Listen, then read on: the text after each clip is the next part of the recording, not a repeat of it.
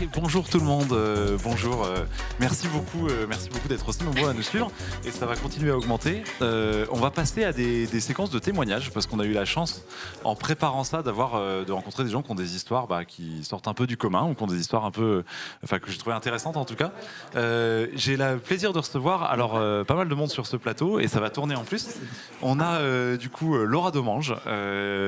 Je vais vous laisser vous présenter après. Vanessa qu'on a déjà présenté, Haroun Asso et Gilbert Gattoré. C'est bien comme ça qu'on prononce. C'est ça.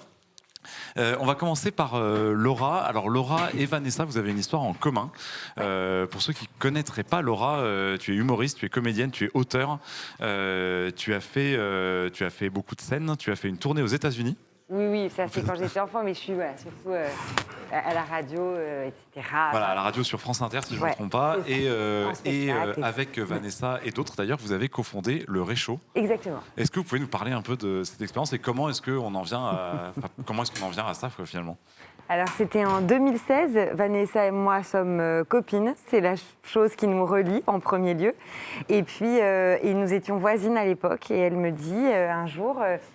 Est-ce que tu as vu tout ce qui se passe, toutes ces vagues justement qu'on voit? C'était au moment où la une des journaux était magnifique avec des très beaux plans sur la Méditerranée et donc les enfants qui étaient échoués sur certaines plages. C'était le petit terrible. Hélène, Ouais, horrible.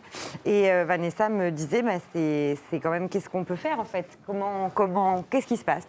Et on discute ensemble. Vanessa, elle est chef cuisinière en plus d'être comédienne. Et elle me raconte cette anecdote que je vais te laisser raconter, où tu m'expliques que ta sœur qui vit en Allemagne, pays qui a dit accueillir à un moment donné un certain nombre de réfugiés, eh bien... C'est ça, c'est en 2016 en fait, au moment vraiment de l'arrivée des personnes syriennes réfugiées. On a beaucoup parlé de l'Allemagne comme étant un exemple dans sa manière d'accueillir, puisqu'elle a accueilli 1 million de personnes réfugiées syriennes. Et il se trouve que ma sœur vit depuis très longtemps à Cologne. Et un soir, elle nous envoie un message en disant qu'elle a été abordée dans la rue par un monsieur et sa femme et leurs 2 enfants. Ils étaient syriens, ils avaient entendu qu'elle parlait un français parfait au téléphone, donc un français, donc il s'adresse à elle dans un français parfait. Et il lui explique qu'il est médecin, elle est ingénieure, ils ont 2 enfants, ils ont été accueillis la veille dans un centre à Cologne, mais ils ont faim parce qu'on leur a servi de la soupe au porc dans ce centre d'accueil et qu'ils n'ont rien pu manger. Comme le disait Laura, je suis cuisinière assez engagée depuis quelques temps et ça a été par-dessus cette époque où on a connu les attentats, où on a connu cette photo absolument traumatisante du petit Elan, mais qui depuis lors se répète jour après jour. Cette espèce de traumatisme, de qu'est-ce qu'on fait et comment est-ce qu'on peut vivre dans ce monde-là sans être proactif par rapport au monde qu'on a envie de construire. Et donc, c'est par la cuisine que cette idée est née, de restaurer, de réparer, de nourrir dignement, d'accueillir, parce que c'est vrai que l'hospitalité de tout temps et partout dans le monde se joue autour de l'assiette. Donc dans un pays, sur un continent riche comme l'Europe, ça a semblé une évidence qu'il fallait qu'on aille cuisiner pour et avec pour tisser du lien. Et puis en France, on a quand même une relation particulière à la nourriture, très importante, on peut dire. Est-ce que du coup, c'est quoi le réchaud concrètement? Comment ça a pris corps? Le réchaud, donc le but de l'association, c'est de tisser du lien entre les populations locales et réfugiés au moyen de la cuisine. Mais finalement, quand on s'est retrouvés dans des centres d'accueil pour réfugiés, on a vu qu'il y a d'autres choses qui tissent des liens aussi. Il y a des musiciens qui sont venus, etc.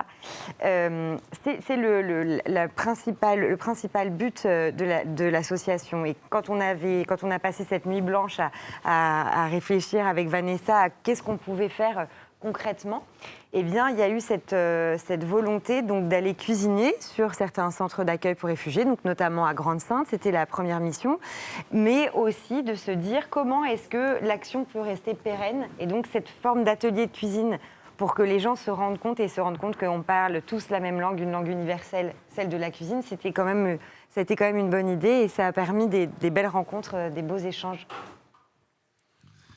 C'est très chouette. Est-ce que, Vanessa, tu voulais redire quelque chose en plus ou... Depuis 2016, on a toute une partie itinérante, donc on part régulièrement sillonner les régions pour animer ces grands hackathons de la solidarité autour de pop-up culinaires. Mais aujourd'hui, on a aussi une entreprise d'insertion. Et donc, c'est vraiment les deux pendants du projet. C'est à la fois être un levier pour la rencontre, pour dédramatiser cette rencontre, pour se raconter notre intimité, notre humanité autour de la cuisine.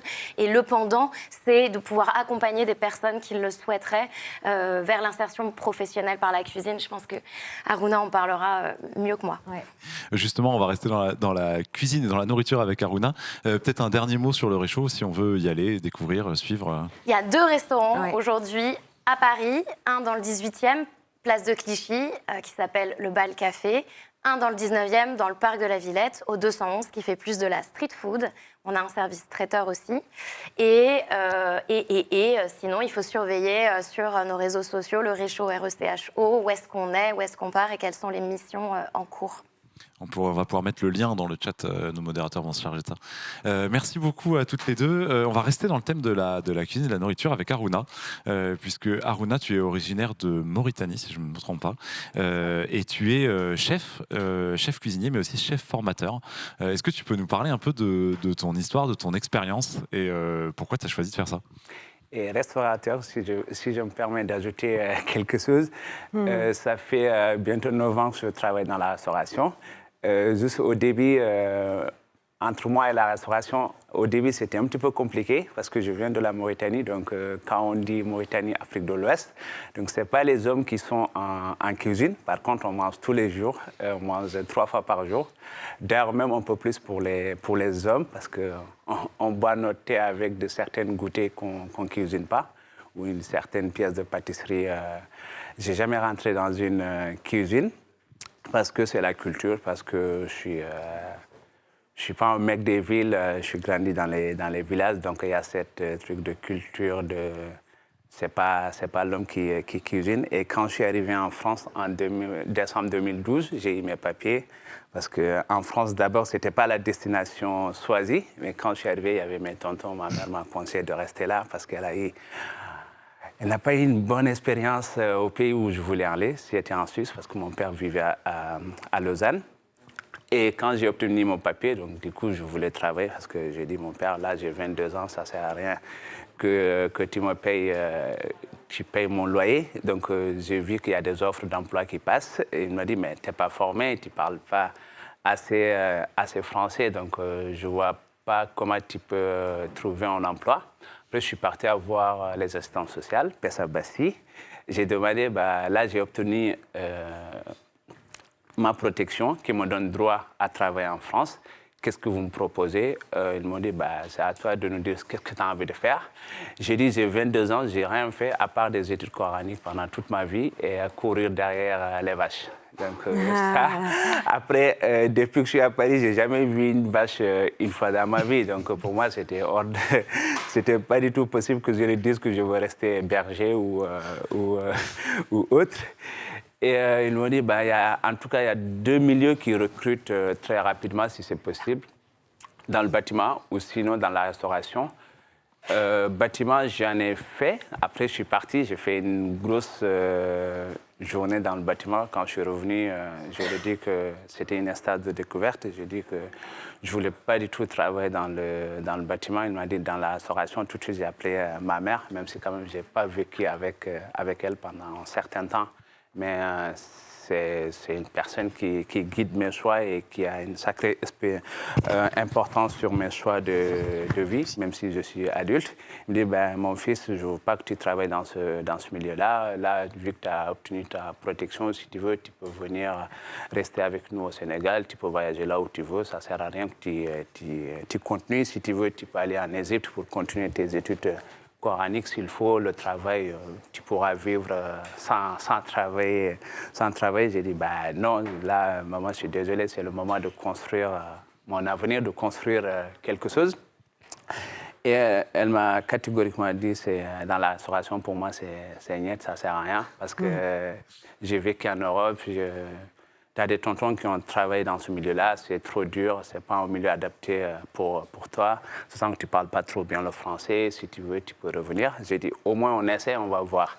Et c'est là que j'ai eu la chance d'être sélectionné comme stagiaire pendant le Coupe Davis à Laurent-Garros. Quand je suis arrivé, c'était une brigade de 20 à 60 personnes et c'était de l'ordre. Il y avait le chef qui drivait, il y avait toutes les machines des Donc, stagiaire dans la restauration. Oui, dans la restauration, stade de découverte pour permettre, est-ce que je peux me projeter dans ce milieu-là. Et quand je suis rentré, donc j'ai vu il y avait tellement de l'ordre propre, nickel, et des hommes et des femmes qui travaillaient. Je savais que les hommes travaillaient en cuisine en France, mais je ne savais pas qu'il y avait autant. Et du coup, tout de suite, j'ai dit, maman, tu sais, dans la restauration, il y a des hommes et des femmes qui travaillent dans une harmonie parfaite et il y a le respect, il y a l'ordre. Et moi, on m'a éduqué dans cet ordre. Laisse-moi juste une chance au moins de le faire. Et je te dis, il y a quelque chose à faire dans la restauration. Elle me dit, mais il y a rien à faire dans la restauration, à part de passer tous ces week-ends au boulot. Est-ce que c'est ça que tu as envie de faire?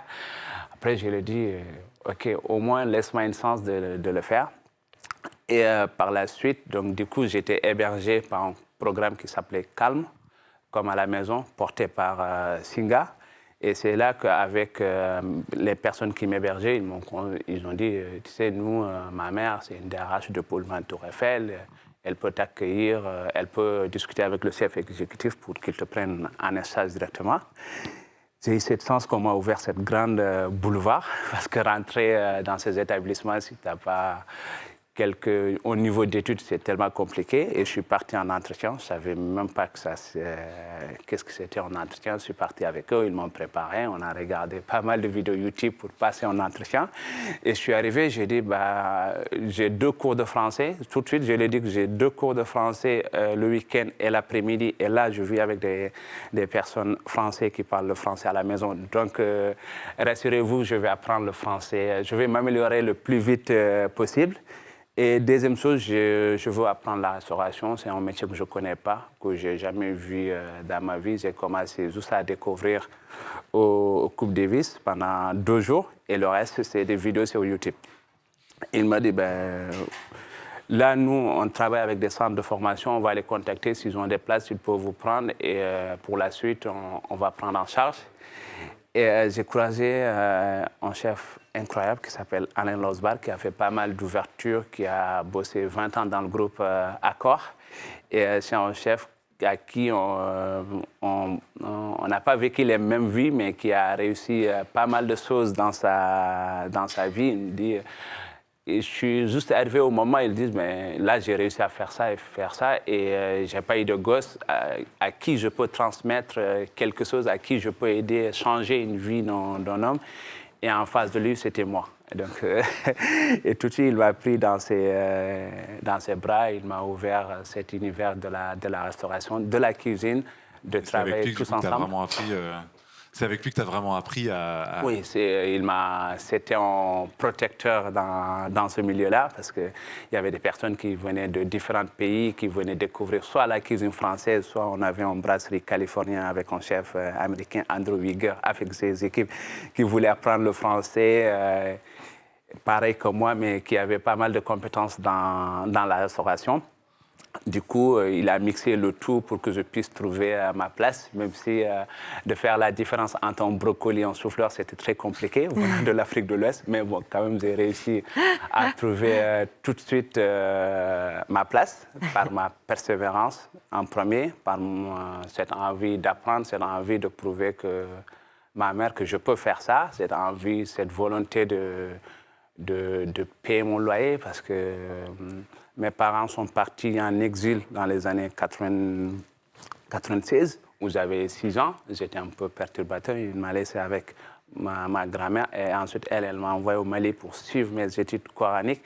Et j'ai pas reçu cette empathie d'être éduqué par ses parents, soutenu, aidé. Je dis, c'est pas le moment où je vais avoir mes 22 ans qu'il va continuer de me soutenir.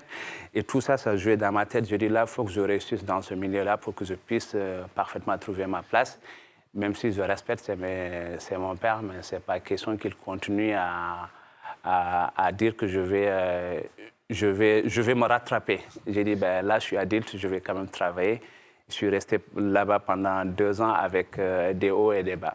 Et du coup, effectivement, parce qu'effectivement, je vois l'heure qui tourne. Comment est-ce que tu en es venu du coup au Refugee Food et puis la résidence, peut-être très rapidement? Alors, mon histoire avec Refugee Food, c'est très longue, mais je vais faire on va essayer de faire court. Très court. C'est pareil, c'est avec Singa qui m'ont appelé. Ils m'ont dit, il y a le Refugee Food Festival qui invite des cuisiniers réfugiés à faire un festival, à collaborer avec des chefs français, à créer des menus ensemble, à 4 mains. C'était en 2018 que je l'ai fait juste pendant la clôture du festival à Ground Control. Et par la suite, j'ai beaucoup aimé parce que en ce moment-là, je travaille au Royal Manso. C'était une super bonne place où il y avait le chef Nubi, un grand chef japonais, et aussi le Carpaccio avec un chef italien. Donc j'étais là, j'ai appris la cuisine française. Actuellement, je fais la cuisine japonaise et la cuisine italienne, mais jamais la cuisine ouest-africaine. Je n'ai jamais fait dans ma vie la cuisine ouest-africaine, mais je connaissais toutes les saveurs parce que je mangeais tous les jours. Et je dis, en fait, le Refugee Food, ça me permet de faire la cuisine d'où je viens, de partager quelque chose de plus intime de chez nous. Et on a fait le festival. Par la suite, ils m'ont proposé d'être leur chef formateur. J'ai dit, là, actuellement, c'est un peu compliqué parce que j'ai 4 ans d'expérience. Je travaille au Royal Manso, c'est très dur. Je sais que pendant mon période d'apprentissage, c'était tellement dur. Je ne veux pas froisser les personnes, les salariés en insertion qu'on accompagne, parce qu'au Refugee Food, ils accompagnent les salariés en insertion à la résidence. Je dis, ce n'est pas le bon moment pour que moi, je travaille là-bas, parce que j'avais peur de le faire mal. Là où je travaille, c'est un milieu hyper dur au Royal Manso. Donc, je n'étais pas du tout assez diplomate pour les accompagner. J'ai tout de suite décliné l'offre avec Louis et Marine qui ont pris ça. Ils ont dit, on te comprend parfaitement. Et j'ai continué quand même à ouvrir sur certaines assos pour donner de mon temps libre, comme au Reftorio et autres. Et pendant le Covid, donc je connaissais Louis et Marine, je les ai appelés. Je dis, là, j'avais lancé mon traiteur et je suis en freelance, je ne travaille pas. S'il y a des choses qui sont mises en place, sachez que je suis disponible pour cuisiner des personnes, tout ce que vous voulez. Je suis disponible, je suis à la maison, je suis tout seul. Je suis très disponible pour faire quelque chose si vous lancez de nouveaux trucs. Et tout de suite, Marine m'a dit, là, on est en train de réfléchir, mais sinon, tu peux contacter tel asso, ils sont en demande de cuisiniers. Et l'après-midi, Marine me rappelle avec lui, me disent là, on est sollicité pour cuisiner des repas par des personnes qui sont mises à l'abri par la Fondation de France dans les hôtels sociaux. Et tout de suite, j'ai pris mon tablier, je suis parti à Ground Control. Arrivé, il y avait tellement de choses et il n'y avait personne qui derrière de dire, tu dois cuisiner ça. J'ai dit, là, j'ai plus de 120 kilos de lapin et plein de carottes, de légumes en face de moi, et cette envie de redonner, parce que j'étais quand même bénéficiaire de l'aide alimentaire, donc j'avais cette envie de prouver que je savais faire quelque chose, je pouvais rendre ce qu'on m'a donné. Et tout de suite, on s'est mis au fourneau. Lui, il m'a dit que pour le moment, c'est 2 semaines, après on verra si on renouvelle. Du coup, tout de suite, on est rentré dedans. Et j'ai commencé à cuisiner pour eux, 200 repas, 300. Et par la suite, j'ai commencé aussi à côtoyer leurs salariés en insertion. J'ai dit, en fait, au final, je suis assez diplomate pour les accompagner. Et on a continué de faire ça. On a fait beaucoup, jusqu'à 1000 repas par jour. Okay. Wow. Au début, j'ai dit, en fait, il n'y a pas de chiffre. Nous, ce qui nous importe, c'est les personnes qui sont dans le besoin, est-ce qu'ils peuvent manger. On ne comptait pas du tout nos heures pendant le premier confinement. On a continué de faire ça. Et arrivé à la fin, lui me dit, est-ce que là, tu peux nous accompagner, juste mettre une carte ouest-africaine à la résidence, le temps de les former? J'ai dit, en fait, pareil, parce que moi-même, j'ai vu qu'en les côtoyant pendant les 6 semaines, il y avait quelque chose à faire avec eux, avec l'équipe de la résidence et l'équipe de Refugee Food, à faire changer, évoluer. Et surtout l'activité aide alimentaire, j'ai tout de suite demandé à lui et Marine si on peut garder cette activité, parce que ça me tient beaucoup à cœur. Maintenant, je suis formé. Je gagne un salaire qui me permet de payer mon loyer, mais j'ai envie d'apporter quelque chose, de changer quelque chose, parce que je sais qu'à Paris, tout le monde mange, il y a pas mal de dispositifs que je nie pas le travail, mais qui sont qui sont faits, mais pas avec cet amour comme si on allait dans un restaurant. Oui. Parce que les gens, ils mangent, mais ils mangent très mal. Et nous, le but de continuer cette activité-là, c'est de répondre à une exigence que la société doit avoir envers des personnes qui sont dans le besoin de manger tout ce qui est qualité, de saisonnalité, de bon, parce qu'on est garant aussi de leur sécurité alimentaire. On ne peut pas les envoyer tous les jours des poissons congelés ou de priver de manger des légumes parce qu'ils viennent d'Afghanistan, ils ne connaissent pas le champignon. Ou sinon, je ne vais pas mettre de brocoli parce qu'ils viennent du Sénégal, ils ne connaissent pas. Nous, le but, c'était de garder cette activité, de les offrir un repas de qualité avec les produits qu'on trouve ici en France. Même si on fait une cuisine de Congo, ce n'est pas l'appel d'aller commander des ignames.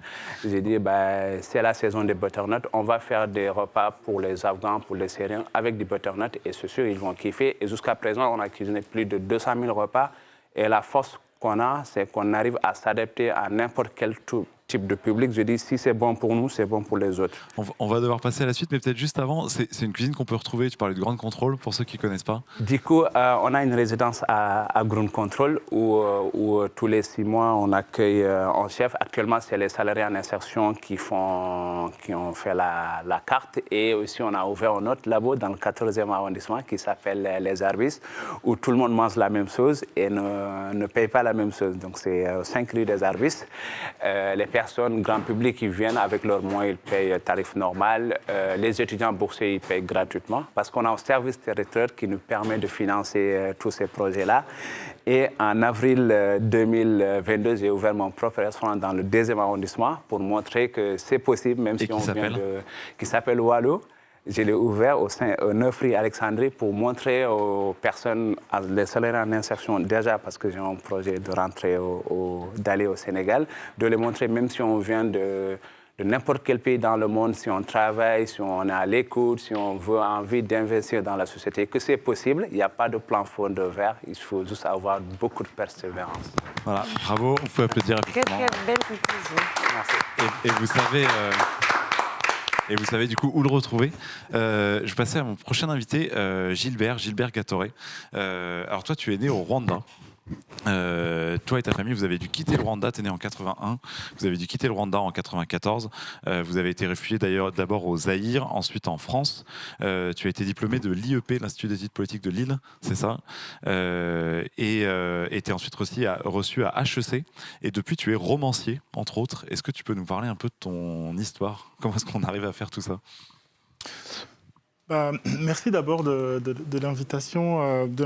C'est vraiment c'est un honneur en fait d'être ici et de pouvoir avoir l'occasion de partager ce parcours et d'évoquer cette question des migrations. Moi, j'ai l'impression quelque part d'avoir eu la chance de rencontrer les bonnes personnes en fait quand on est arrivé en France.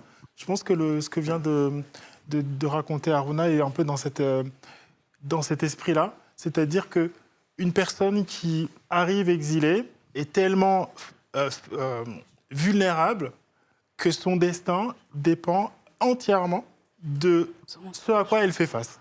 C'est-à-dire que si vous décidez que son destin s'arrête, comme le font les passeurs sans vergogne en Libye, qui envoient des bateaux dans lesquels il n'y a même pas de conducteur en fait, à travers la Méditerranée, vous êtes condamné parce que vous n'avez pas le recul, pas les moyens, aucune option que de continuer à suivre une voie sur laquelle le destin vous a placé.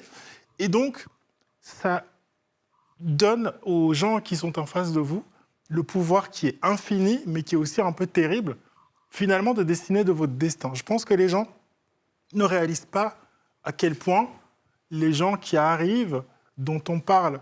Alors, personnellement, c'est un terme que je n'aime pas trop, qui est très, très à la mode en ce moment, c'est le terme de migrant, parce que je trouve que ça fait comme si c'était une matière qui se déplace, alors que ce sont des gens... C'est une question dans le chat, effectivement, de voilà. quel regard vous portez sur les débats et le débat en France, notamment sur cette question-là. En fait, je peux peut-être faire une petite aparté, c'est intéressant aussi. Donc, en France, il y a une population de 60 millions de gens qui habitent le pays. Sur ces 60 millions, me semble-t-il, il y a 7 millions d'immigrés. ce qu'on appelle un immigré ou un immigrant, c'est quelqu'un qui n'est pas français, qui est né à l'étranger et qui vit en France. Donc ça, c'est 7 millions de gens. Il y a également 5 millions d'étrangers. Je vous rassure, il y a des immigrants qui sont aussi des étrangers et des... Voilà, donc les deux populations, en fait, se superposent. Donc ça, ce sont des gens qui habitent en France sans être français ou qui sont nés étrangers en France. Donc c'est beaucoup de gens, en fait. C'est beaucoup de gens, c'est beaucoup de vies, ce sont beaucoup de destins qui échouent d'une manière ou d'une autre pour plein de raisons, dans l'espoir de quelque chose de meilleur. Parce que ça, c'est une autre réalité. Aucune personne ne quitte sa terre, ne quitte son pays, ne quitte sa famille par plaisir ou par goût, encore pire, d'aller emmerder les gens qui sont dans leur pays comme on voudrait nous le faire croire. C'est pas vrai. Je mets de côté le pourcentage infime qui doit exister, peut-être évidemment de voyous comme il y en a dans toutes les franges de la population, de trafiquants, etc., qui profitent d'un système administratif pour occuper leurs affaires. Je ne vais même pas en parler parce que pour moi, ce n'est pas un sujet, c'est du crime, donc on n'en parle pas, c'est la justice qui t'en parle. Mais tout le reste de ces millions de gens-là, j'insiste sur le chiffre en fait, parce que ça permet de réaliser qu'on n'est pas en train de parler de quelque chose d'anecdotique. Ce sont des gens qui se retrouvent à la merci, en effet, du coup de rencontres, à la merci aussi d'un système administratif, à la merci, positivement parfois, d'un tissu associatif qui peut aider à s'en sortir, là où les administrations ne font pas toujours leur travail. Je suis au regret de le dire, en fait. Moi, j'ai l'impression de vivre depuis 26 ans que je suis en France, sincèrement, un véritable harcèlement administratif. Encore après 26 ans. Encore après 26 ans, on me demande de justifier des choses qui sont insensées, en fait, et indécentes pour quelqu'un qui est en France depuis 26 ans, pour quelqu'un qui est en France et qui est entrepreneur, qui emploie des gens, qui paye ses impôts, qui contribue aussi bien qu'il est possible de contribuer. Alors, en tant qu'individu, évidemment, j'ai eu mes succès, j'ai mes échecs, mais qui sont à l'échelle d'un être humain normal et qui n'est pas un être humain qui mérite une condamnation et des poursuites telles que celles auxquelles parfois on peut avoir l'impression de devoir se plier quotidiennement. Je rajoute dans mes catégories... Est-ce que tu peux nous dire peut-être un peu plus en détail justement ce qui t'est arrivé? Franchement, la liste est tellement longue que je ne saurais même pas par où commencer. Le renouvellement d'un titre de séjour. Voilà, je vais parler de cette situation qui m'est arrivée l'année dernière, donc, alors que j'étais... je suis en France, installé, on peut penser, et puis tout d'un coup arrive l'échéance de mon titre de séjour. Sauf que pendant ce temps, on l'a dit aussi précédemment, tous les 18 mois, la législation change au sujet de la migration et de l'immigration. Donc du coup, moi qui étais tranquillement, entre guillemets, dans ma petite vie, je me retrouve à nouveau à aller à la préfecture et à essayer de comprendre ce qu'on attend de moi pour justifier. Et alors là commence l'enfer, parce que les conditions sont exorbitantes. On va fouiller dans votre vie pour voir si vous avez eu un PV de je sais pas quoi pour justifier que... En fait, l'administration a l'air d'être là pour tout faire pour ne pas permettre en fait, aux gens d'être dans une situation régulière. Et ça a des conséquences énormes. Ça a des conséquences pour le travail, ça a des conséquences... Moi, j'ai eu un enfant il y a 2 ans, et je n'ai pas pu figurer dans le livret de famille parce que c'est pas grave, ça m'empêche pas de vivre, mais c'est chiant en fait, c'est chiant. Et donc la procédure est encore en cours aujourd'hui pour passer de l'OFPRA à la mairie, et ainsi de suite, pour que je puisse figurer dans le livret de famille. C'est ça que j'appelle indécent en fait. Et je pourrais citer encore mille et autres choses. Je veux juste revenir en fait sur, personnellement en fait, l'immigration est le faux problème préféré des Français. C'est-à-dire que ce n'est pas un problème, et pourtant c'est partout, tout le temps.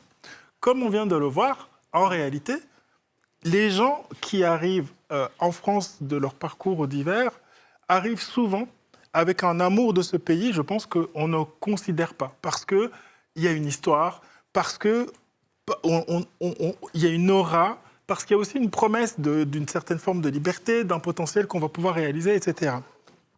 Malheureusement, souvent, cet espoir-là est broyé par, quand il n'est pas broyé hors des frontières, il est broyé par toute la machinerie dont je viens de vous parler.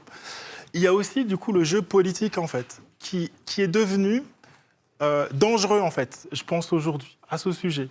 Parce qu'avec l'histoire et l'accumulation des injustices que ce système, par exemple, administratif crée, il y a des gens qui, effectivement, en fait, finissent par se rebeller, en fin de compte, et se retirer leurs espoirs, en fin de compte. Et je reviens, là encore aussi, au nombre.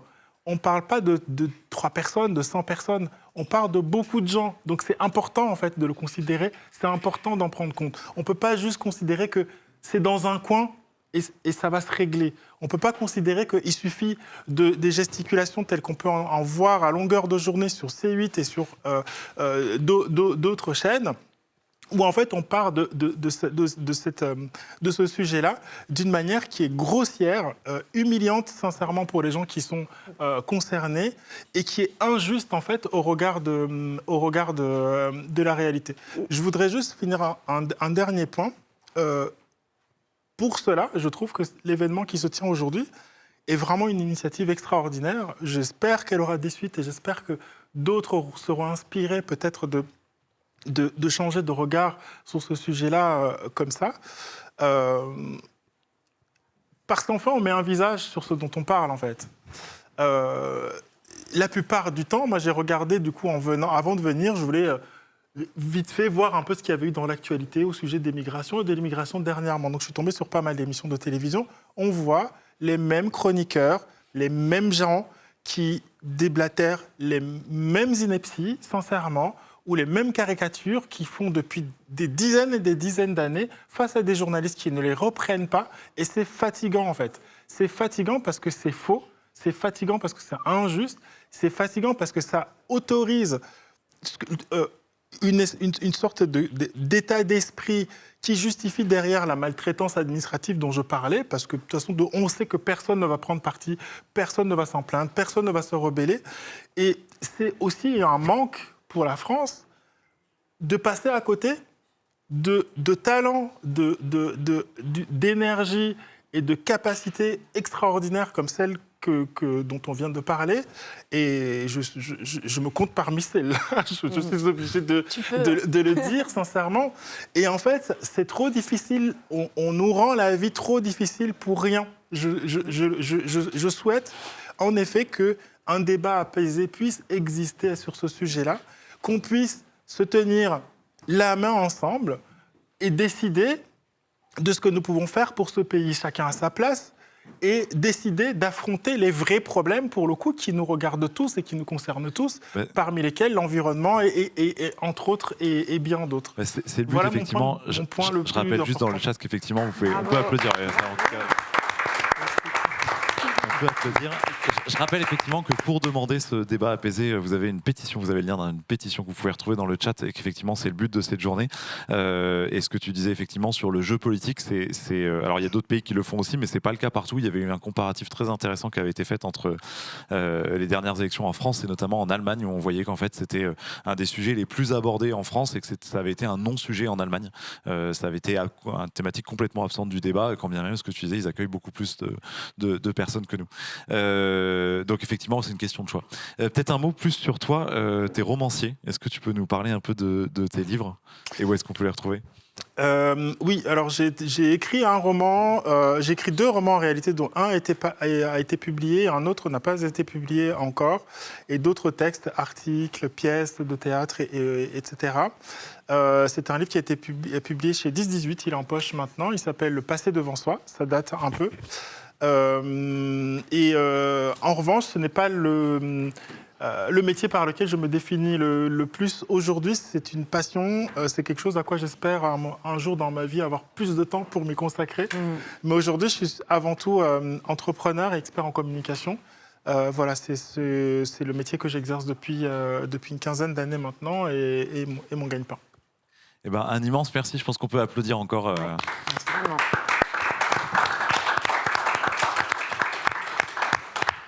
On va rester, alors pas exactement dans le domaine de la communication, mais plutôt le domaine du marketing digital, puisque Jennifer, alors toi tu es née au Togo, si mes fiches sont exactes. Tu t'es définie comme gameuse, experte en marketing digital, et notamment tu es fondatrice et présidente de l'association Afro Gameuse, qui milite pour une meilleure représentation des femmes et des personnes de couleur dans le monde notamment du jeu vidéo. Alors ça tombe bien puisqu'on est sur Twitch, on est à la maison de l'e-sport qui nous accueille, je rappelle. Est-ce que tu peux nous parler un peu de ton parcours et comment tu es arrivée sur ces thématiques-là ? Ouais. Pardon. Oui. Par quoi commencer en réalité sur mon parcours, en fait, on est aussi sur une journée spéciale puisqu'on parle d'immigration et forcément pour moi c'était important de venir et de pouvoir aussi aborder ces sujets-là. Bah, déjà d'écouter un peu les témoignages de tout le monde, c'est extrêmement inspirant. Et puis tu sais, quand je fais une petite comparaison, en tant que aussi personne issue de l'immigration et de parents qui ne sont pas français, qui sont nés en Afrique et qui sont venus en France par la suite, j'ai l'impression d'avoir eu une vie beaucoup plus simple, pour le coup, que beaucoup d'autres gens. En ce qui me concerne, je suis arrivée en France quand j'avais à peu près 8 ans. Et en fait, dès que je suis arrivée, je sais que ma mère, parce que j'ai été élevée par ma mère, c'est elle qui a vraiment géré toutes les questions administratives et qu'au moment où j'ai obtenu les papiers, les documents français, en fait, il n'y a plus de discussion à ce sujet pour moi. Donc j'ai bien vu à quel point ça a facilité ma vie par la suite, tandis que j'ai 2 petites sœurs qui, elles, n'ont toujours pas les documents français aujourd'hui. Donc on est là, on a le même sang, on vient de la même famille, mais malheureusement, on ne vit pas du tout les mêmes réalités administratives. Et donc je comprends complètement ce que tu disais tout à l'heure. Et je vois à quel point c'est une source de stress, en fait, pour elles, alors qu'elles sont plus jeunes que moi et que... Vraisemblablement, ma mère avait eu donc vraiment beaucoup de difficultés à obtenir les papiers pour elle, alors qu'elles avaient réussi pour moi et pour mes autres frères et sœurs. Donc déjà, ouais, ça, je pense que c'est un point important à soulever. Et puis, à côté de ça, moi, au niveau de mon parcours, donc certes, au niveau des difficultés administratives, ça n'a pas vraiment été un sujet pour moi. Mais par contre, être une personne issue de l'immigration, au niveau du vécu, au niveau des expériences, je pense qu'on a tous et toutes eu des expériences communes en ce qui concerne les expériences racistes, notamment. En ce qui concerne les expériences aussi, quand on est une femme, de sexisme. Et pour le coup, j'ai un peu l'impression de correspondre à quelque chose dont on ne parle pas beaucoup, qui n'est pas vraiment certainement valorisé aussi. Le sujet du gaming, que pourtant, moi, j'ai découvert en Afrique. Je ne suis pas arrivée en France et je n'ai pas découvert le jeu vidéo d'un seul coup ici parce que c'est la technologie, pas du tout. C'était déjà dès le Togo. Je suis née au Togo, mais en fait, j'ai grandi au Bénin et j'ai fait toute l'école primaire là-bas. C'est là-bas, dans l'enfance, que je suis tombée, en allant à l'école, au retour de l'école, en fait, je suis tombée sur un cybercafé où il y avait tout plein d'ordinateurs. J'étais super intriguée. Je suis rentrée comme ça, par curiosité, et que je découvre Prince of Persia, le tout premier, et que là, en fait, ma vie change complètement, concrètement. Et j'avais déjà joué à des jeux vidéo avant, bien entendu, avec mes cousins. Voilà, on avait la chance, en fait, d'être suffisamment aisés aussi, il faut le dire, à la maison pour avoir un ordinateur, pour pouvoir jouer à des jeux d'arcade, etc. Mais les jeux d'aventure, c'est dans ce contexte-là que je les ai découverts. Et puis après, ça ne m'a plus quittée, très honnêtement. Et donc l'arrivée en France, j'ai plus du tout eu accès aux jeux vidéo parce que mon mode de vie a complètement changé, en réalité. Donc ça, c'est une chose qu'il faut rappeler aussi, c'est la capacité d'adaptation absolument dingue des personnes issues de l'immigration et de la manière dont on quitte son pays, on change tout, la langue, les cultures, la manière de faire, la façon de penser. Donc on se met aussi dans une perspective de vouloir s'intégrer à ce qui se passe ici, quitte à parfois s'effacer soi-même. Je pense que c'est encore une fois un vécu un peu commun à beaucoup de gens. Et voilà, dans mon cas, j'avais plus accès à l'ordinateur en venant ici parce qu'on n'avait pas les moyens, en fait. J'étais dans le confort là-bas, mais simplement, ma mère a souhaité qu'on vienne ici pour une raison très simple, l'éducation. Elle voulait que ses enfants puissent faire de bonnes écoles, puissent avoir une vie qu'elle considérait être meilleure, en tout cas. Et c'est passé par beaucoup de sacrifices financiers, beaucoup de choses qui ont fait que, finalement, je n'ai pas pu énormément profiter de ma mère, moi, parce que elle avait pris cette décision où elle était très, très certaine d'elle, sûre d'elle, de vouloir faire en sorte que ses enfants aient la meilleure vie possible. Et ça s'est passé par beaucoup de choses. Donc, effectivement, on est passé par les voies traditionnelles, légales et compagnie. On a eu cette chance-là, même si ça a été difficile. Mais derrière, c'est vrai que ça reste beaucoup de sacrifices, en fait, pour ces personnes-là, quelle que soit la voie qu'on choisit pour arriver jusqu'ici. Et bref, pour revenir comment t'en es revenu ouais. au sujet du gaming? Parce que c'est vrai qu'en plus, alors à la fois le streaming et le gaming, le point de vue que j'en ai, effectivement, c'est un milieu de mâles blancs, quoi. Enfin, d'hommes blancs. Comment est-ce qu'on arrive justement à s'intégrer? Comment t'as été accueilli dans ce milieu-là et comment est-ce qu'on fait changer un peu justement ces représentations? Oui, quand j'étais plus jeune, je ne jouais pas du tout aux jeux en ligne. C'est vraiment en arrivant en France, du coup. En tant qu'adolescente, que j'ai commencé à jouer à des jeux multijoueurs en ligne, type League of Legends, Ion, Neverwinter, enfin tout plein de jeux comme ça, qui ont fait que d'un seul coup, je me suis découvert à échanger avec des gens. En ligne, des gens du monde entier. Et effectivement, je me suis vite rendu compte que j'étais un peu questionnée dans cet espace parce que je choisissais un pseudo féminin, donc voilà, on pouvait se douter que j'étais une fille. Parfois, dans mon pseudo, je voulais peut-être ajouter un mot type Ebony, qui allait du coup qui signifie donc ébène, où je vais jouer un personnage noir aussi. Et tout ça, c'est des choses qui malheureusement font référence au fait que je puisse être une personne noire et que je puisse être une femme. Je peux jouer en ligne, en vocal, et on va se rendre compte aussi que je suis une femme.